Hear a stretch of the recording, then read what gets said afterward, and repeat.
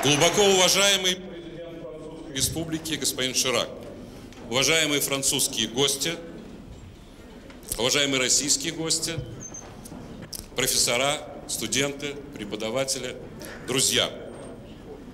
Сегодня у нас особый, волнующий день. Почетным гостем ГИМО является президент Французской Республики господин Жак Ширак.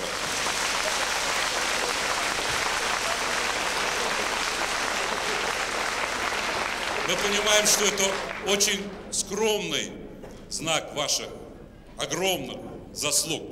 Мы сердечно поздравляем вас с высокой наградой, которую вручил вам вчера президент Российской Федерации Борис Николаевич Ельцин с орденом за заслуги перед Отечеством первой степени.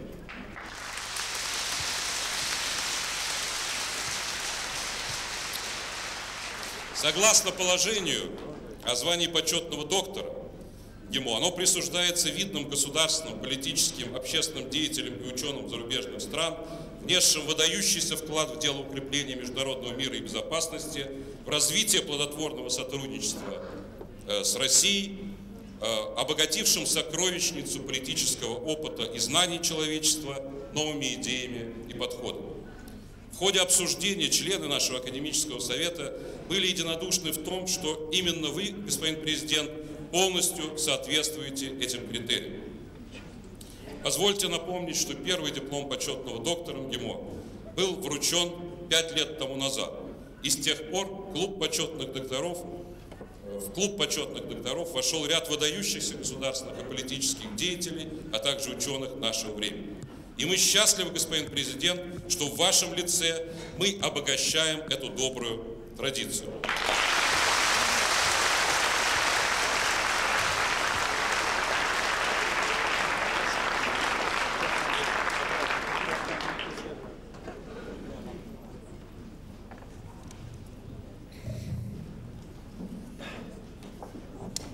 Monsieur le recteur de l'Institut d'État des Relations internationales, institut prestigieux s'il en est, mesdames et messieurs les académiciens, mesdames et messieurs les professeurs, mesdames et messieurs les chercheurs, et puis surtout, permettez-moi de le dire, les étudiants. Je suis heureux ici de saluer de tout cœur cette génération qui arrive à l'âge adulte pour la première fois en Russie, dans un système de liberté, et qui a tout à construire. J'y reviendrai. Monsieur le recteur, monsieur le vice-premier ministre, je voudrais vous dire combien j'ai été sensible au fait que vous vouliez bien me donner le diplôme de docteur honoris causa de votre grande maison. Je le conserverai précieusement. Je vois un geste d'amitié et d'estime également. Je vous en suis reconnaissant. Je voudrais saluer chacune et chacun d'entre vous en mon nom, mais aussi au nom des ministres français ici présents, le ministre français de l'Éducation nationale et de la Recherche, M. Allègre, et le ministre français chargé des Affaires européennes, M. Moscovici, deux départements ministériels qui ont naturellement, avec leurs homologues russes, des liens extrêmement étroits et des relations importantes. Chers amis étudiants, je le répète, mais je crois qu'on peut le répéter, vous avez une chance extraordinaire. Vous représentez la première génération russe qui arrive à votre âge et qui se prépare à assumer ses responsabilités dans une société de liberté. La première. Vous allez prendre toute votre place dans l'édification de la Russie de demain.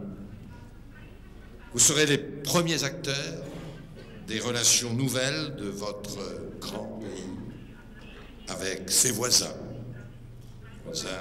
alliés ou adversaires d'hier, comme avec tous ses partenaires. Et ceci au premier rang des responsabilités dans le monde. En venant à votre rencontre aujourd'hui, j'ai souhaité vous porter un message de confiance et de volonté, qui est aussi et d'abord un message d'amitié. D'amitié de ma part pour un pays que j'aime et que je respecte. Et aussi l'amitié de la France. Je suis venu vous assurer de son soutien chaleureux, comme souvent lorsque les épreuves ont surgi et que nous les avons affrontées dans l'histoire, côte à côte.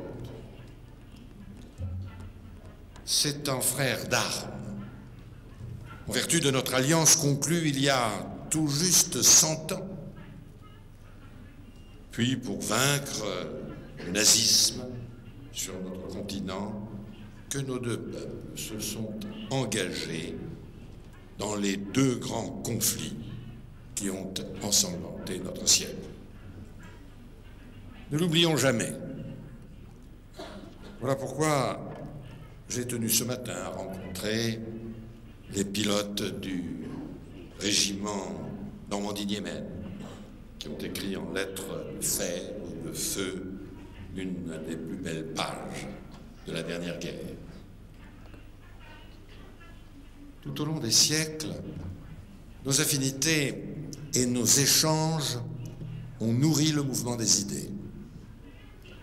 Votre poète Fyodor Tchouchtchev a écrit, et je le cite, « On ne peut comprendre la Russie par la seule intelligence.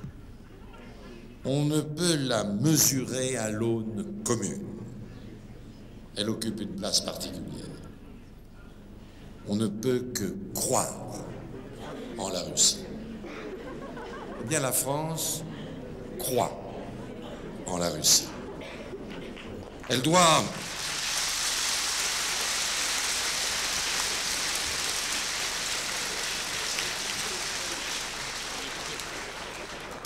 La France doit beaucoup à l'âme russe, à la sensibilité de vos romanciers, de vos poètes, de vos créateurs. Elle doit beaucoup à l'apport de l'émigration russe dans les domaines de la pensée, de la littérature, des arts, des sciences, de l'économie. Oui, la relation entre la Russie et la France a quelque chose d'unique. Elle procède de l'attirance et de la reconnaissance. Attirance et reconnaissance réciproque de deux peuples épris d'absolu, de beauté et de vérité. Voilà pourquoi la Russie et la France sont restées, malgré la fracture issue de Yalta, deux interlocuteurs attentifs, respectueux de l'autre, soucieux de se comprendre et de préserver l'avenir de l'Europe. Deux interlocuteurs, c'est bien le mot, privilégié. Ici, à Moscou, il y a 30 ans, le 20 juin 1966, le général de Gaulle en appelait naturellement à notre amitié séculaire, à notre solidarité pour refaire l'unité de l'Europe. Lorsqu'il s'agit, disait-il, de faire évoluer dans le bon sens la situation internationale, de rétablir l'Europe en un ensemble fécond, au lieu qu'elle soit divisée et paralysée, Paris s'adresse nécessairement à Moscou. C'est le cas, poursuivait le général de Gaulle, pour les échanges intellectuels et matériels qui favorisent les progrès communs. C'est le cas pour le règlement qui devra bien, un jour, fixer la sécurité de notre continent. Le général était un visionnaire. Et 30 ans après, sous l'impulsion des extraordinaires changements intervenus en Russie, cette vision du général de Gaulle prend corps sous nos yeux. En quelques années, Ce n'est pas seulement le paysage politique, économique, social, humain dans lequel vous vivez qui s'est radicalement transformé.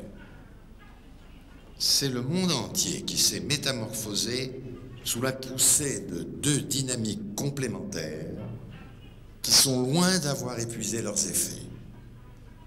L'élan de la liberté et l'irrésistible mouvement vers la mondialisation des technologies et des marchés.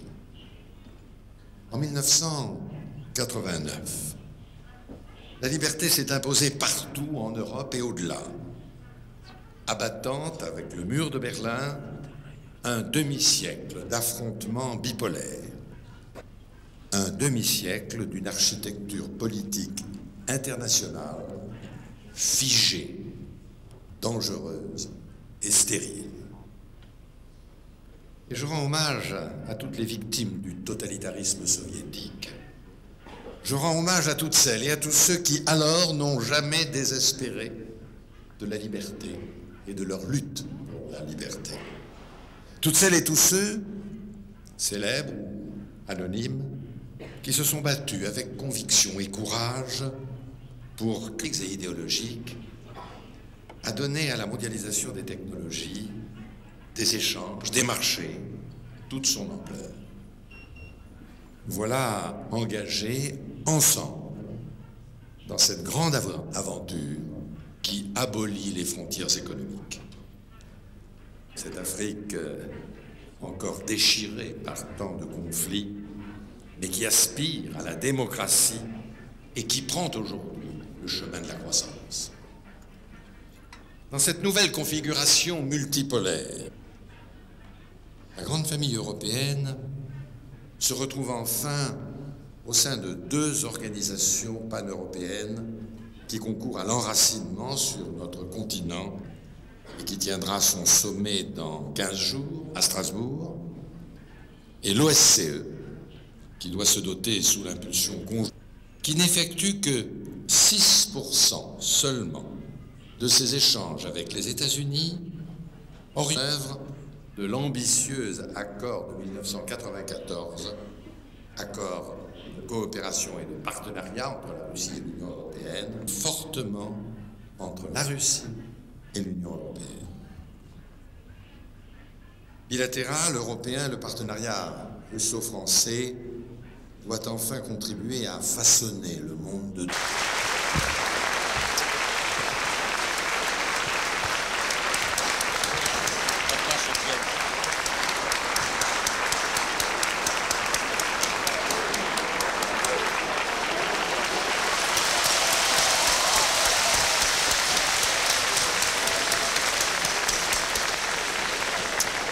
Глубоко уважаемый господин президент, дорогие друзья, я думаю, что это блестящее выступление большой демократической Европы. Пожелать ему доброго здоровья, благополучия его семье и выразить надежду, что мы будем еще иметь счастье приветствовать его в стенах Института международных отношений. Большое спасибо, господин президент.